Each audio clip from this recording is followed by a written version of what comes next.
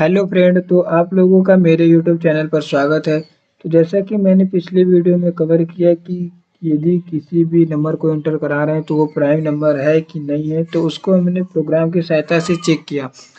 तो इस वीडियो में हम लोग कवर करने वाले हैं कि किसी दो नंबर को यदि हम एंटर कर रहे हैं तो उनके बीच में कितने प्राइम नंबर होंगे या कितने प्राइम नंबर हो सकते हैं। तो इसको हम लोग प्रोग्राम कोड की सहायता से देखने वाले हैं। तो चलिए स्टार्ट करते हैं। तो सबसे पहले हम लोग क्या करते हैं कि देश सी प्लस ऐप जो है इसको ओपन कर लेते हैं। तो ओपन करने के बाद अब हम लोग जो भी कोड लिखेंगे सी के सिंटैक्स और सी की मेन मेथड में लिखेंगे। तो मान लीजिए कि हमको दो नंबर के बीच में करना है, तो मान लीजिए हमने इंट n1 एक ले लिया नंबर, एक इंट इंट नहीं इंट n2 ले लिया, ठीक है। और इसमें दो लोग की हमें आवश्यकता पड़ेगी, तो एक आई ले लिया और एक जे ले लिया, ठीक है। अब हम लोग एक मैसेज पास कर दे रहे हैं, प्रिंटफ इंटर, थोड़ा गलत हो गया है, प्रिंटफ इंटर टू नंबर, ठीक है। इंटर टू नंबर कर दिया। अब उसके बाद हम लोग क्या करते हैं, स्कैनफ ले लेते हैं। स्कैनफ की सहायता से हम यूजर से इनपुट लेंगे। तो स्कैनफ परसेंट डी फिर and n1 comma and n2, ठीक है।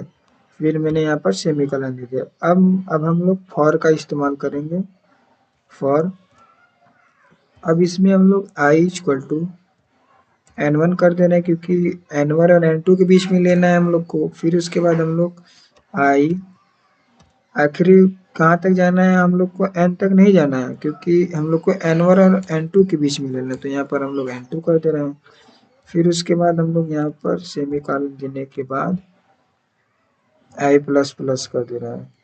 फिर एक लूप और क्रिएट कर लेते हैं जे के लिए। तो फॉर, अब जे जो है हमारा प्राइम नंबर तो 2 से स्टार्ट होता है, दो के बाद ही स्टार्ट होगा, ठीक है। एक तो होता नहीं है, दो के बाद स्टार्ट होगा। तो मान लीजिए दो इक्वल आई, जो जे इक्वल टू मैं यहाँ पर 2 कर दे रहा हूँ, फिर सेमीकोलन कर दे रहा हूँ, फिर जे जो है वो हमारा लेस देन इक्वल टू, इसको आई कर दे रहा है, लेस देन इक्वल टू आई, फिर जे प्लस प्लस, ठीक है। अब हम लोग इसके अंदर एक कंडीशन दे देते हैं कि यदि प्राइम नंबर के लिए क्या होगा, यदि पूर्णतः वह 0 से डिवाइडेड हो या स्वयं से, तो एक कंडीशन दे देते हैं उसके लिए। तो यहाँ पर हमको कंडीशन दे देते हैं इफ के आई, जो जे है जे, ठीक है, जो आई हमारा है और जे है, ठीक है, वो पूर्णतः डिवाइड होने चाहिए, ठीक है। तब हमारा क्या होगा कि प्राइम नंबर होगा। यदि पूर्णतः डिवाइड नहीं होगा तो प्राइम नंबर नहीं होगा। तो मान लीजिए यहाँ पर हम ब्रेक लगा दे रहे हैं जिससे हमारा लूप नहीं चलेगा, मतलब बार बार नहीं चलेगा, यहाँ के बाद टूट जाएगा यदि 0 के बराबर होगा। तो फिर एक हम लोग कंडीशन लगा दे रहे हैं कि इफ, यदि जो आई है इक्वल टू जे रहेगा, तब वो प्रिंट होगा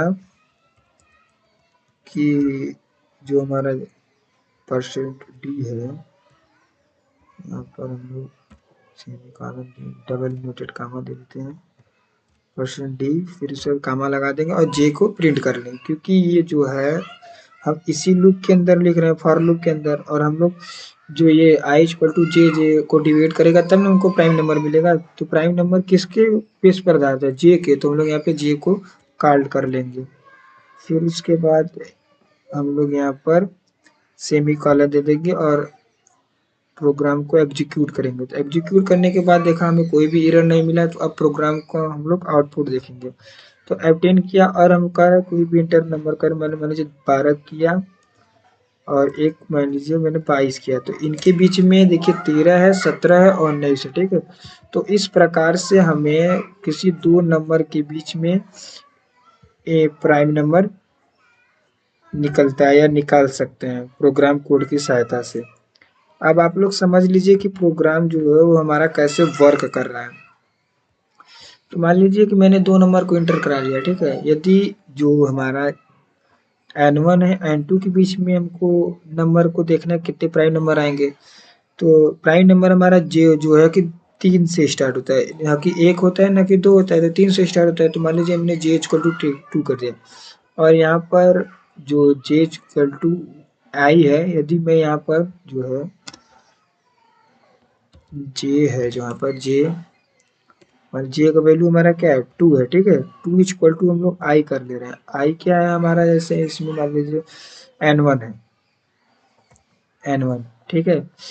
अब देखिए यदि जो 2 है, मान लीजिए हमने n1 यहाँ पे इंटर क्या किया था, इसके पहले वाले में n1 हमने मान लीजिए 12 को इंटर कर दिया, तो ग्रेटर देन होना चाहिए या तो इक्वल टू होना चाहिए। ये हमारा कंडीशन ट्रू है तो ये एग्जीक्यूट होगा।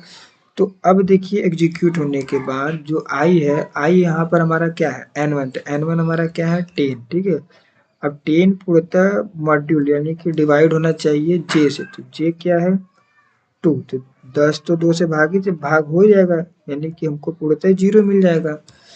तो इसी प्रकार अब ये हो गया, तो यहाँ पे कंडीशन ब्रेक हो गया। अब उसके बाद करा कि यदि आई जो है j इक्वल टू बराबर रहेगा तब हम लोग j को प्रिंट करा लेंगे।